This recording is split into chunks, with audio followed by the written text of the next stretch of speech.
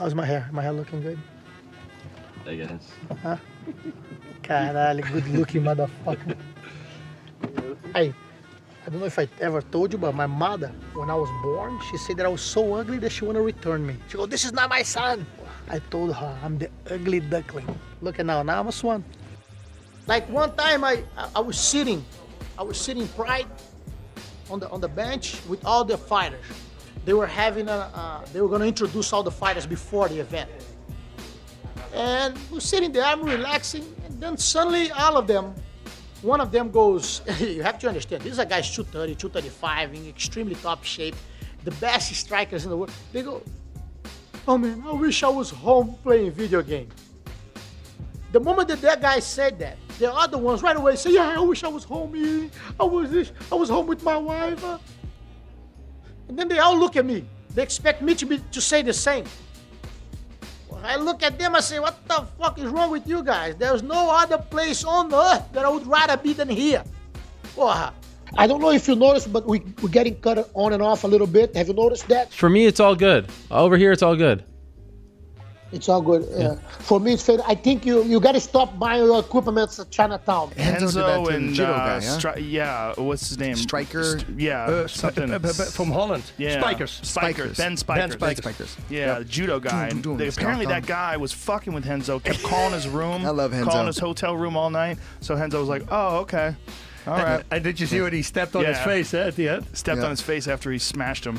Yeah. Here he is. Here's Renzo. Oh, nice. Oh, this is actually okay. Look at that cage. Yeah. Just duct tape around it. So he gets his back. Nice. He flattens him out, and then here it comes. Boom, boom, boom, boom. Yep. Well, judo, baby. Yeah, I mean, that is the way to open up that choke, man. You can't defend once someone starts raining those elbows down. And you can cover that shit up all you want. Now he's tapping. Now watch this. When he goes away, what he's going to do? He gets up and steps on his head. That's right, yeah. That's my Renzo! Renzo! Renzo's awesome. World Combat Championship. That was, I think, the same. Look at it. He helps him up. Hey, roll over, After buddy. he stepped on his head. We're pals Oh, now. that's Cecil Peoples. Wow. Yeah. Nice. He beat the fuck out of that dude. That was a good one. BJ is good because he was one of us. He should be part of our family, and he decided to go in a different way. He's gonna end up trying to pull to the ground, and then I'm just gonna be relentless. I still have the invincible feeling, and BJ is gonna taste a little bit of I'm gonna be relentless, and after the fight, he's gonna be traumatized. I was doing this when BJ was on his father's nutsack. When you're actually fighting a long fight like that, 50 minutes, 1 hour, I fought 1 hour before, every single cell in your blood tells you to give up and leave. But that's when a strong heart and a strong mind keeps you there, keeps you strong. Like, I remember every time I thought about leaving that fight, I made fun of myself, and then I pushed my body again. I start imposing the fight against my opponent, because the body needs to know that every time he wants to leave, he's gonna have to work harder. So you better shut the fuck up, motherfucker. The funniest one ever was, there was a, I refused to have Easy Pass. I had to go and speak to the person who worked there. I said, I can't believe someone works there, and I'm gonna pass my whole life just passing right through. Yeah. So I refused to get Easy Pass for the first 7-8 years that I was here in America. Yeah. So I would drive waiting line there. Then when I get there, one day I knew almost everybody. Then one day I get there, there's a black woman. I said to her, "How you doing, my princess?" "Good morning." And she goes, and keeps. I was pissed because she completely ignored me and So I said, "You want to know something?" I was passing there every day on that time, and I knew her boat. So every day I say, if I get pissed at her, I will have lost to her. Yeah. So I gotta change her, otherwise she changed me. So every day I drove there for the next year and a half, and I would speak to her every day. After 1 year and a half, she looked at me and she goes, "When are you going to give up?" I said, "When I got a smile from you, I will give up." And then she started smiling. She became one of the best friends, and I couldn't get an Easy Pass because of her. I passed by and bring coconut water when there was no coconut water in the market. I'll get coconut water, I'll bring to her, and she became a great friend of mine. And I remember when she retired, when she was done with her job, her last day, she goes, "I just came here today to say bye to you." Gotta look strong now. Now is the time for the medium shirt. To be tight. Yeah. I was caught in an arm lock, and I remember I had plenty of time to tap, and I was just laughing. I said, that won't ever happen here. And I had my arm broke. My arm actually came out of the socket, and it was an ugly scene to see, you know.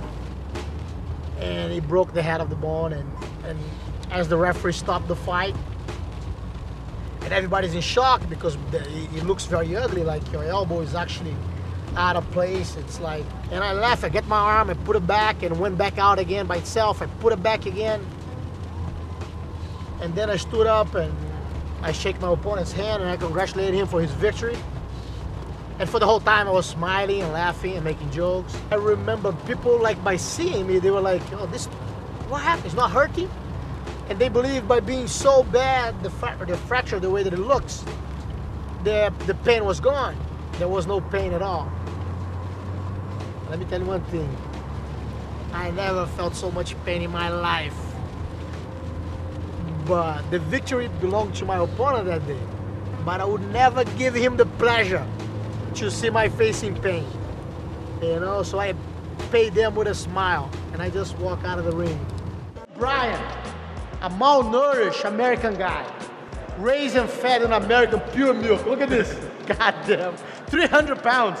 We have to convince him to drop a little weight to go from 300 to 265. You know what he did? He took a dump. That was a very funny situation. I was in my gym. Back then it was Gold's Gym. And as I'm walking in, and there's a 2 doors to get in for the winter. So as I'm coming in, there's a guy coming behind me. So I open the door and I say, after you, champ. And he just goes and passes right by. And I was pissed. This in Brazil, it's a reason for a fight. For sure. You know, like you hold the door, the guy doesn't thank you or he just ignores you. And he did more than that. He was like, and passed right by.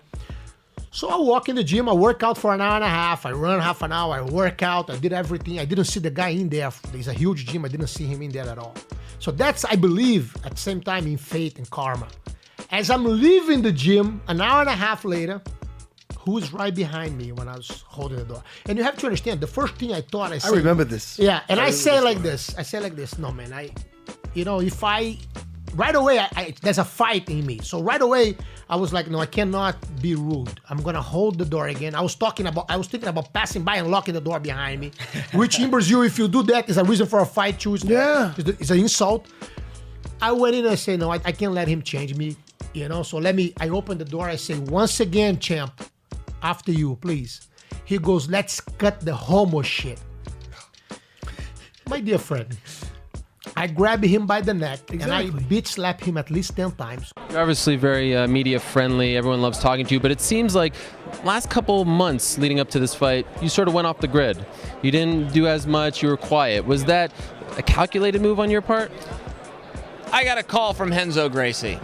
And when you get a call from a Gracie, it's kind of like getting a call from Randy Couture. It's you don't share your opinion. You listen, you say okay, and you hang up.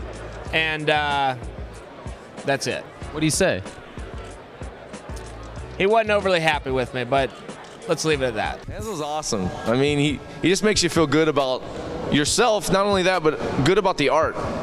You know, because we all do martial arts to feel a part of something. My students want to feel a part of Guerrilla Jiu-Jitsu. I want to feel part of something. And for me, I don't really have an instructor. And so like on Twitter, I always reach out to Renzo and he always gives me a hand. You know, he even though Half was my instructor, but Renzo's like, if you ever need something, I'm always here. That's the feeling I get from him. So one of these days I want to make it to New York and just give him a hug and thank him for everything. He's a genuinely good guy. He makes you feel good about the art and yourself. He makes you feel like you're a part of something great. He's, to me, the leader of all of us.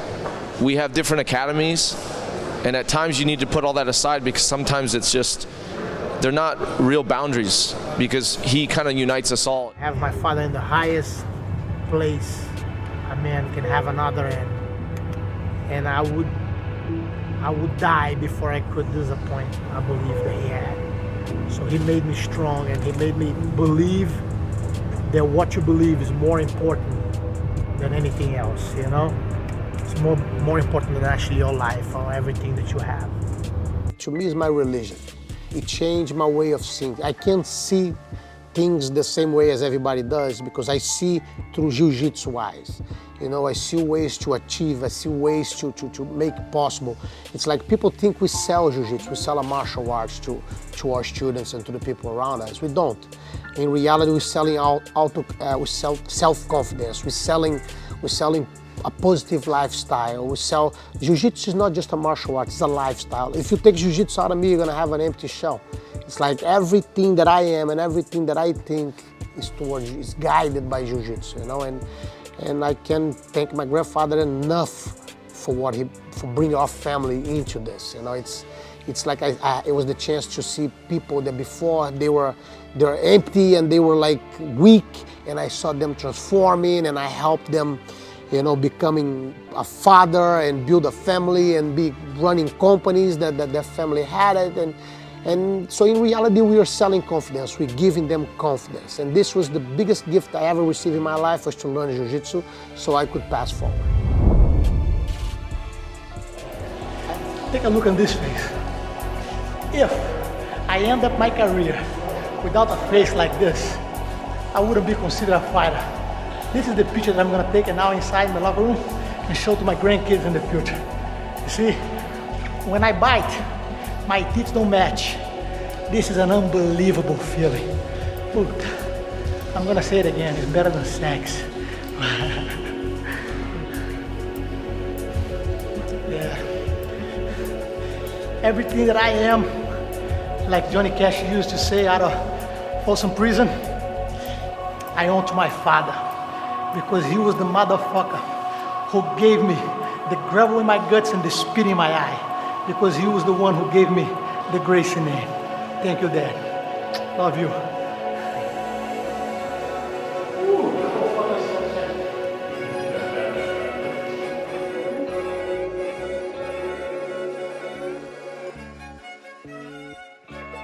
Mm-hmm.